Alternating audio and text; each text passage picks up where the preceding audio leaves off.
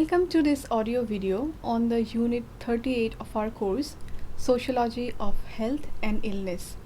In this unit, we will discuss about the problems faced by the persons with disability.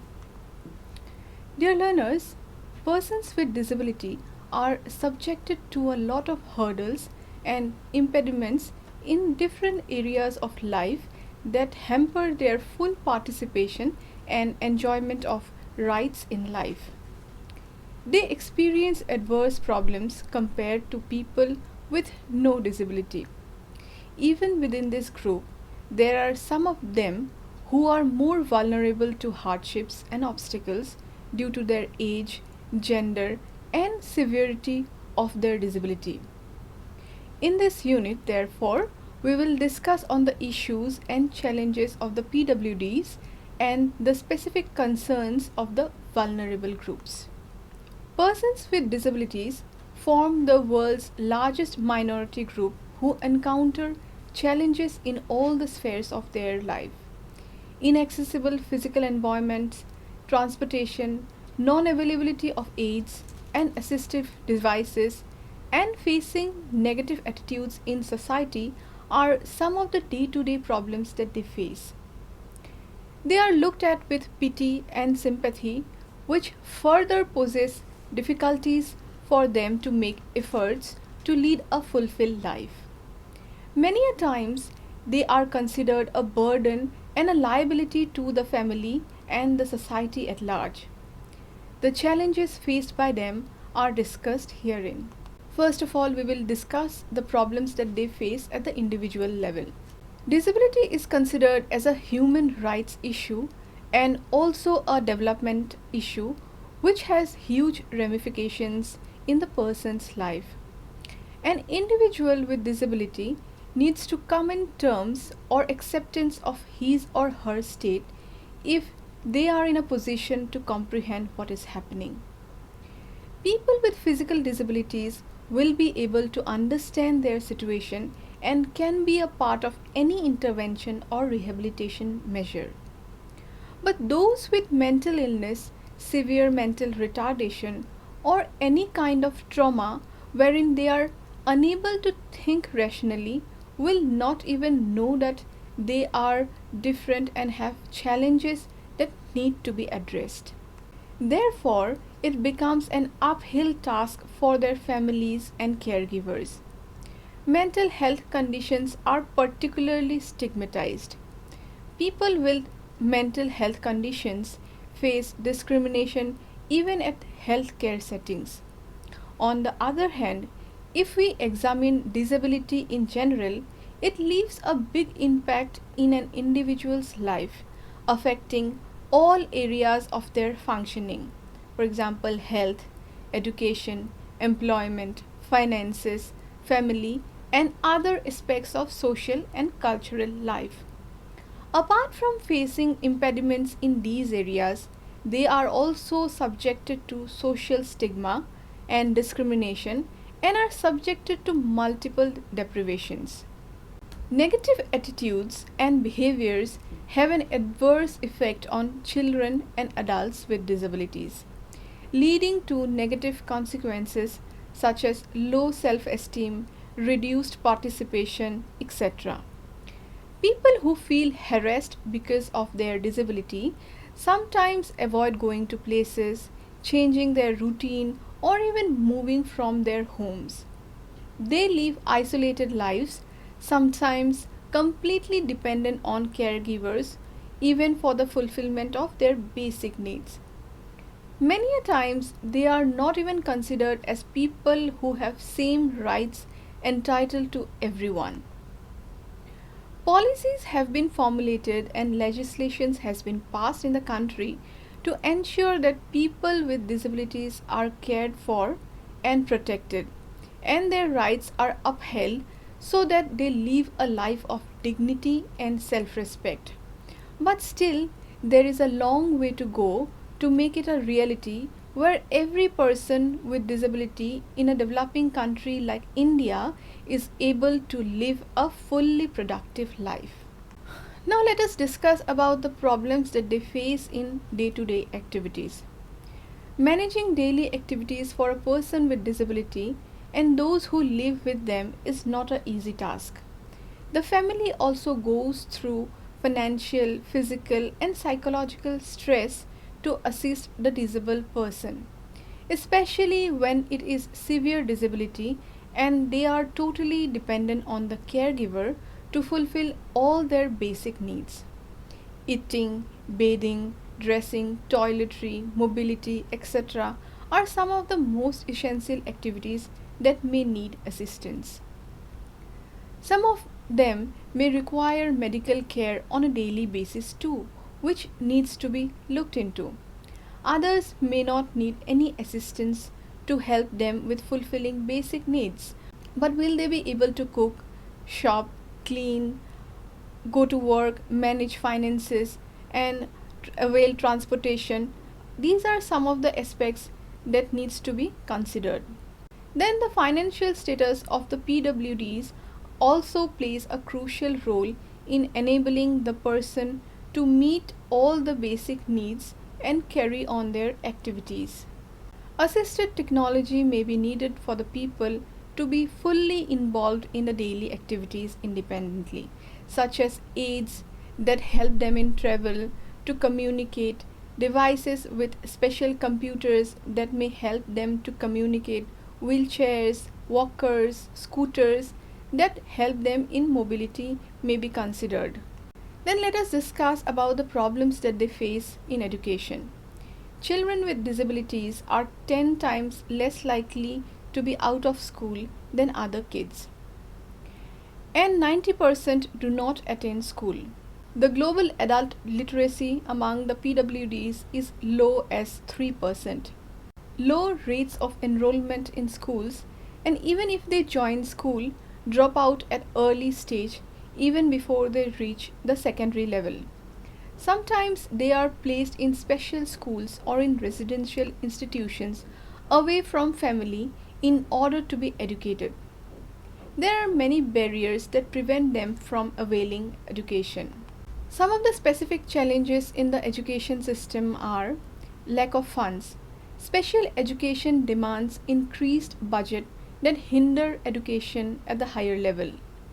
Then accessibility. Physical barriers to attend school, college, etc. due to lack of ramps, elevators, inaccessible washrooms, school buildings, etc. can be seen. Then discrimination.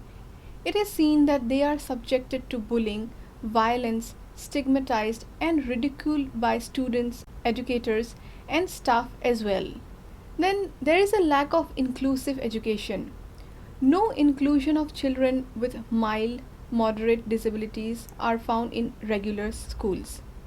Sarva Shiksha Abhiyan had made an effort to promote the inclusion of children with disabilities, but the system faces a lot of challenges in identifying these children as well as responding to their specific needs.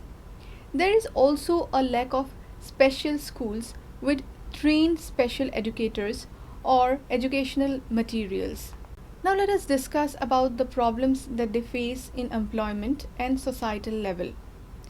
Apart from being deprived of quality or basic education, PWDs face yet another major challenge of getting employed. In spite of many of them being capable of working efficiently, they are unable to find employers who are willing to recruit someone with disabilities. In India, out of 70 million PWDs, only about 1 lakh have been able to get job. Public sector hardly recruits them even though 4% reservation is allocated as per the Rights to Persons with Disability Act 2016. It is also difficult for them to develop employable skills and gain meaningful employment. There is also a lack of access to resources to promote self-employment and other livelihood opportunities. Even in situations where they are employed in unorganized sectors, there is a possibility of exploitation and abuse. Many times they are paid very less for the amount of work that they accomplish. Then negative attitudes also prevail among the colleagues, which can result in discrimination. Chances of employment is even worse when it comes to people with multiple or severe disabilities. Disabled people's organizations, therefore, are very essential to address these issues and advocate for amicable work environments for PWDs. At the societal level, there is social exclusion of the disabled. They face discrimination every day, be it in the educational institution, workplace, and transportation, or in cultural life. People with mental retardation are ridiculed and stigmatized, which further leads to social exclusion. They or their families are forced to keep themselves aloof from any social gathering or program. PWDs also find it a challenge, depending on the type of disability, to participate in social gatherings or attend religious places of worship. Now let us discuss about some other allied problems or conditions. The PWDs often face other obstacles and hurdles in their life, such as health issues. The PWDs lack access to or often are not part of immunization, health screening, lack aids and appliances, proper health checkup, monitoring, continuation of medications, etc. Accessibility cuts across many aspects, ranging from physical accessibility in buildings, transportation to access to health services, welfare schemes, etc. Next, we have violence. The PWDs are subjected to physical, emotional, or sexual abuse in families, institutions, or in society at large. Those in long-term hospitalization are likely to be mistreated by the health workers, and they are unable to defend themselves in all such situations. Then poverty. Poverty increases the risk of disability due to inadequate access to healthcare, education, life skill training, safe working places, aids and appliances, safe water and sanitation, etc. Since they lack awareness about government welfare schemes and programs, thereby they also have less scope for rehabilitation or mainstreaming in society. Among PWDs, there is a section who are more vulnerable. Let us try to discuss about them. Majority of people with disabilities find it very difficult to simply survive and lead lives as they desire. They are very vulnerable due to the different barriers that they face, such as attitudinal, physical, and financial. There are many special groups with disabilities that can be categorized as vulnerable and need specialized care and support when the total population of PWDs is taken into consideration. Women and children with multiple and severe disabilities are some of them. Apart from this group, other groups who are more vulnerable are the elderly who develop conditions such as arthritis, stroke, deterioration in hearing and seeing, victims of any crime who are disabled refugees or migrant workers. These groups face discrimination owing to their situation and status, and having a disability further exacerbates their condition, making it very difficult for them to adapt and survive. Women with disabilities are the most disadvantaged and marginalized group, experiencing exclusion owing to their gender and disability. There are more than 1 crore women with disabilities, constituting 44.0% of the total disabled population in India. They are subjected to various hardships which impede on their access to essential services such as healthcare, education, vocational rehabilitation, and employment. They experience inequality in living, access to credit, and rarely can participate in economic decision making. Women and girls with disabilities are more vulnerable to all forms of abuse and exploitation. Some of them are even beaten up in their own homes and sometimes even forcibly sterilized. There have been many incidents of violation of their rights, neglect, and maltreatment. The Convention on the Rights of Persons with Disabilities strongly stresses on the need for special protection to women with disabilities and call upon the governments to take all measures to ensure full development and empowerment of these marginalized groups so that they enjoy their human rights and fundamental freedom. Then we have children with disabilities. Disabled children are also the most vulnerable group and need special attention. It is estimated that globally 93 to 150 million children experience some form of disability and 2.04 million children with disabilities are in India itself. Children may be born with disabilities, some develop disabilities after birth and others due to any injury or accident. They are less likely to attend school, thereby they have limited opportunities for employment and productive life during childhood. Only around 2% of the disabled children are able to attend school. For children who have impairment, it can lead to rejection or isolation from any activity or experience that is a part of normal child development. Therefore, supportive families and community are essential for them. Even if inclusive education is advocated, very few children are integrated into the system and most of the educational institutes do not have trained teachers to provide the requisite educational support to these children with mild or moderate levels of disability. Availability of special schools for the visually impaired, hearing and speech impaired children is also very less and many families are unable to financially afford them, as a result of which such children are left behind. Poverty is a major hurdle that stands in the way of these children in accessing schools. Research states that violence against children with disabilities is 1.7 times greater compared to children without disability.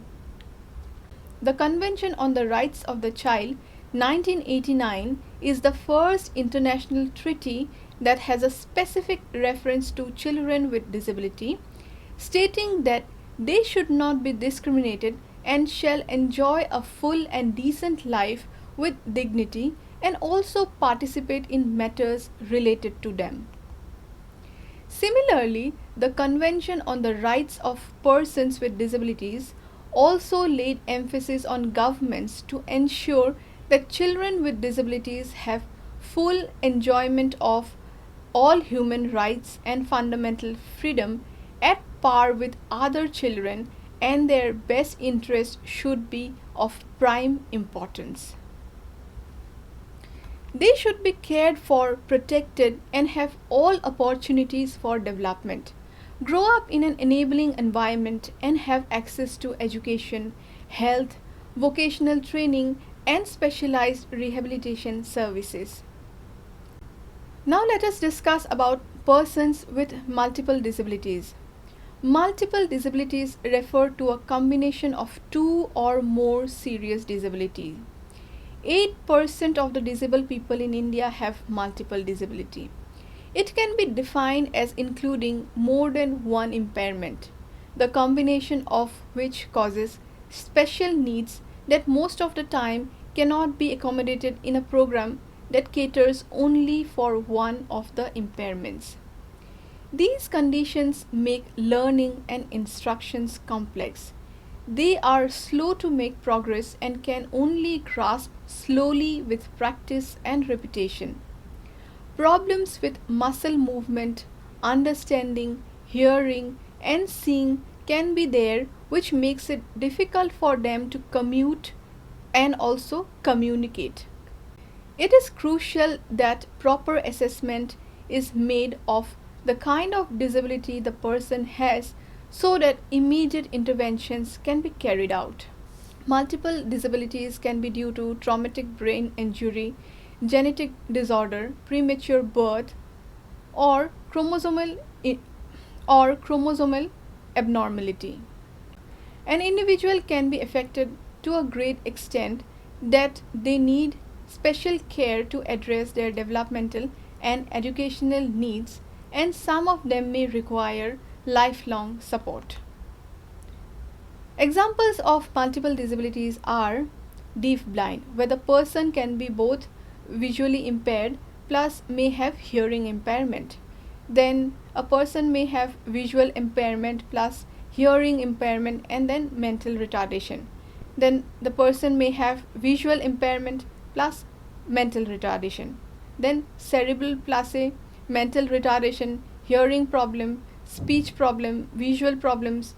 The person can have a combination of all of these. The National Institute for Empowerment of Persons with Multiple Disabilities has been established by the Department of Empowerment of Persons with Disability, Ministry of Social Justice and Empowerment, Government of India, as a national resource center in Chennai, Tamil Nadu, for empowering those with multiple disabilities. Then we have persons with severe and profound disability. Persons who require extensive lifelong support to manage their daily life are termed as those with severe disabilities. Fred Orlov and Dick Sobsay define this group as persons with mental retardation who require extensive or pervasive support and also possess one or more significant motor or sensory impairments or special health needs. There can be two or more of these characteristics: restrictions of movement, skeletal deformities, sensory disorder, seizure disorder, lung and breathing control, or other medical problems such as skin or bladder infection. They are the most vulnerable among the disabled population. They are dependent on others to fulfill their basic physical needs and may require caregiving support all the time. In most of the cases, both these groups of people with multiple disabilities or profound disabilities are identified at an early stage in life due to significant developmental delays or their physical abnormalities. So, dear learners, in this unit we have discussed about the difficulties faced by the persons with disability. Have you come across any such individual, or do you have any personal experience? If yes, please do share with us so that we can gain better insight about the issues faced by the persons with disability. Thank you.